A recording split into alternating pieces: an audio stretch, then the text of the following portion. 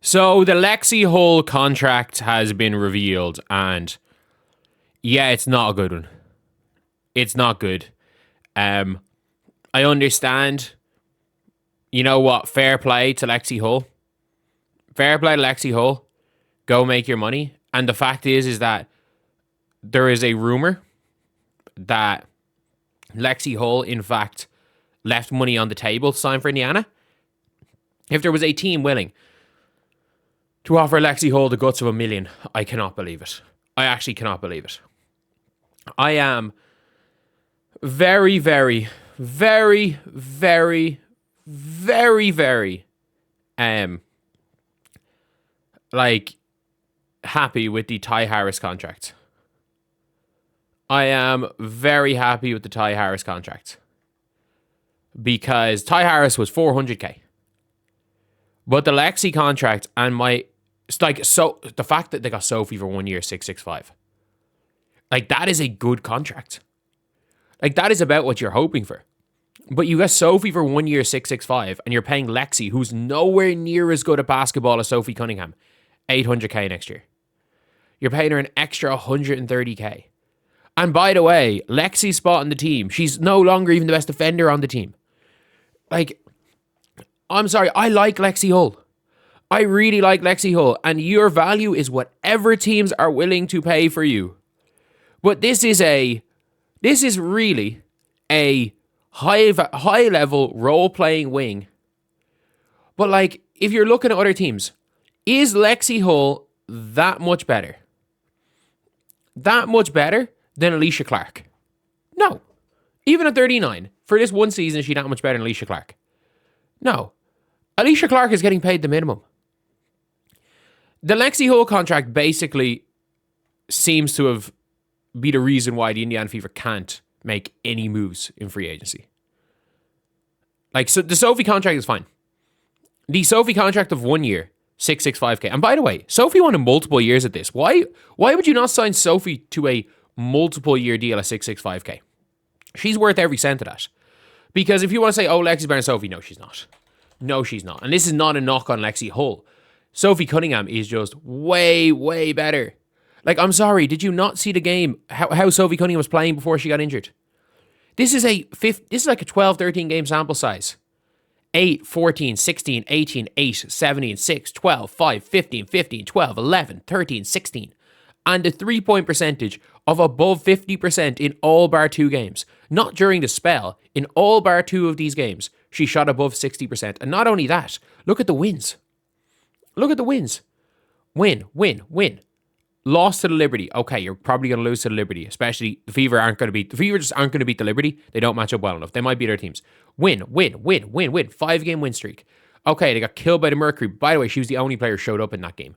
They lost to the Sparks. That was a bad loss. They beat the Sky. They lose to the Dallas Wings by 1. I don't remember them losing to the Mystics by 4 in August. And then she got hurt in this game. I do not remember this game. Hey, this is the game that they went 18-17, I guess. I do not remember them losing this game. And again, Alicia Clark with 11 points. Lexi Hull, 7 for Indiana. So who was missing for Indiana here? So Kelsey played the point. Oh, yeah, this was Odyssey's first game.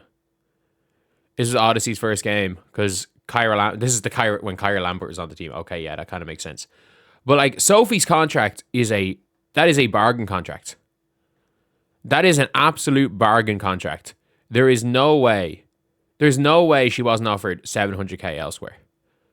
And this is what I mean by contracts. How the fuck is a team signing Janelle Salon for $500K? Louisa Geisel-Suter just signed a 3-year deal of just above the minimum. Louisa Geisel-Suter is a 6'5" shooter who plays defense. I get it, she was a reserve free agent, but still, Beck Allen signed for $350. Steph Talbot, Lexi's better than Steph Talbot. Let's not get too crazy. But Kayla Thornton, Lexi signed for more than Kayla Thornton. They signed Lexi for more than Kayla Thornton. At least it's only 2 years. At least it's only a 2-year deal. So it's kind of going to be a long-term well, not a long-term thing. She's probably going to get paid in this contract, and then, at the end of this 2-year deal, maybe have to take a bit of a pay cut to stay or walk. But I'm like, no wonder Sophie's pissed. She had to take the short end of the stick by a 1-year deal and a pay cut when Lexie, who was much worse than Sophie. And not only that, the worst part is Lexie's minutes, a lot of it came from defense. She's not as good a defender as Raven Johnson. She's just not. Like, Lexi Hull's a better defensive playmaker. What Lexi Hull is really, really able to do is she's great at drawing charges. She's great at being a defensive playmaker. But, like, Lexi Hull's probably, like, you're probably looking at her in the 15-minute-a-game range next season. And, like, I think Lexi Hull's so hard to replace. I think specifically what she does is so effing hard to replace. Like, I'm not, like, questioning that. But I'm like, the Lexi Hull deal is the difference between us going out with a championship competitive level power forward. Like, if you look at the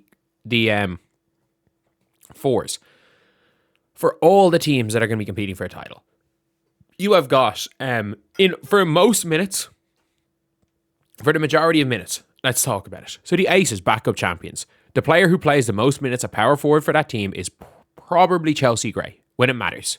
When it matters, Chelsea Gray is probably going to be on the floor playing the four. So you've got the Aces there. The New York Liberty, one of Satu, Beck Allen, or, well, whatever about Beck Allen, one of Satu or Stewie. The Atlanta Dream, one of Naz Hillman or Angel Reese. Or maybe if they go small ball, Ryan Howard. Mo Billings is fine. Like, the only thing I will say about this is that I am way higher on Maisha Hines-Allen. I am way, way higher. I am way higher on Maisha Hines-Allen than other people. And also, like, I have to say, when it's all said and done, like, who knows what, like the Kelsey Mitchell contract, as much as anything, not giving her a multi-year. Like, they're trying to increase long-term flexibility. I heard this contract was a lot less. A bit higher than I thought they were going to go for. This guy called me an idiot for saying he was going to get paid $800K. She was going to get paid $800K, by the way. Not a little bit higher. I said she was going to get paid in this range. Basically, this is what she was going to get paid, and got called an idiot. So, I didn't say what she was going to get paid. I said she was going to be offered $800K to $1 million on a restricted free agency deal, which she would have. If this is her going down, I am on the money with what she got offered. All this is nuts. Amber's going to hell. We paid all this for Lexi, so we probably got $1 million. I actually thought she was going to get that. She gets a maximum raise of 5%. I dare her to miss a 3. Fever probably had to match her. The Fever did not even match her. The Fever didn't match her. She got offered more. And my assumption is she got offered more by the Portland Fire. I think she got offered more by the Portland Fire. The Portland Fire are trying to lose games. The Portland Fire are literally, like, they are trying to lose games. It is as simple as that. That team is trying to lose games. And I think that they offered her probably $1 million. Can we even afford it if Kelsey Mitchell signs? No. Like, that's the funny part about this, is that if Kelsey Mitchell, if Aaliyah is going to take, let's say Aaliyah makes an all WNBA team and she's adamant on taking the Supermax.